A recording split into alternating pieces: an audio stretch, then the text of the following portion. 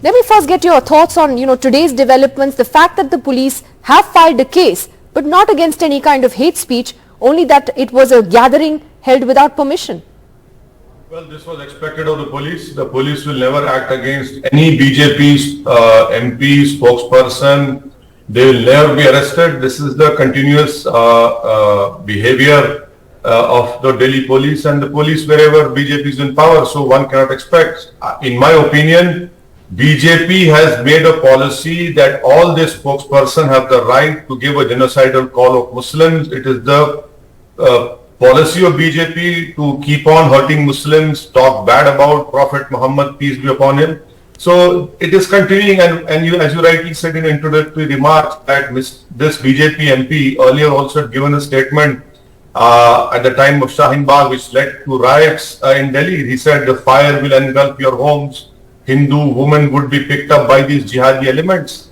So this is the official policy of BJP. BJP is emboldening these people, and in fact, I would go ahead and say that this reminds me of April 1st, 1933, which ultimately led to the final solution of exterminating of 4 to 5 million of Jews. Here they happen to be Muslims of India. Why do you think, though, that the government goes out of its way to say that it's a government for all, religions, all communities?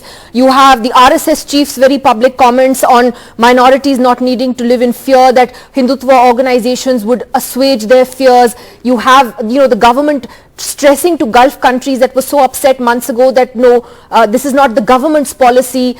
These are fringe elements that are making these comments. How does one explain this dichotomy? The first point is that these are not fringe elements. These are the main elements of BJP and RSS. They have all the blessings of RSS and BJP. Secondly, this sweet talk by RSS chief is nothing but an eyewash trying to pull a wool over people's eyes.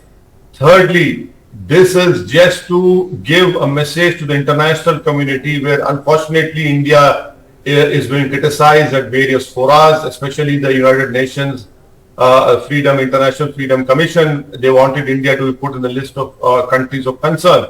So it is being done only for the international countries to ensure that we don't get a bad opinion over there.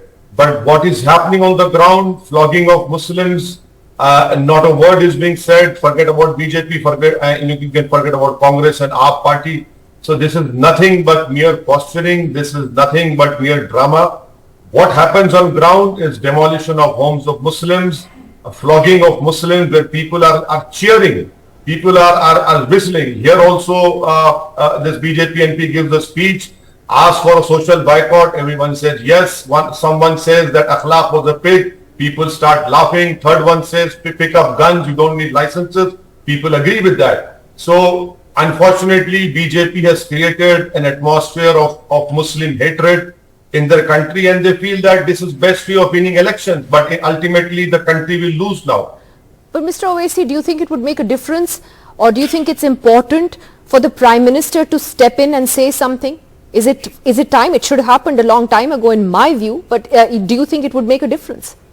Well, I happen to be a member of Parliament, and when we sit in Central Hall, the gossip or the rumor is that this BJP MP is the closest to the Prime Minister. This particular BJP MP is the closest to the Prime Minister. He enjoys great confidence and blessings of the Honorable Prime Minister, and that is why this BJP MP is emboldened to say what he had to say. He spoke rubbish, but that is what his ideology is. But you are right, he is the Prime Minister of everyone, not for only his electorate or people who follow the hateful Hindutva ideology. But unfortunately, the Prime Minister will not speak. The Prime Minister will keep quiet, and others will speak, which will have no impact on the ground.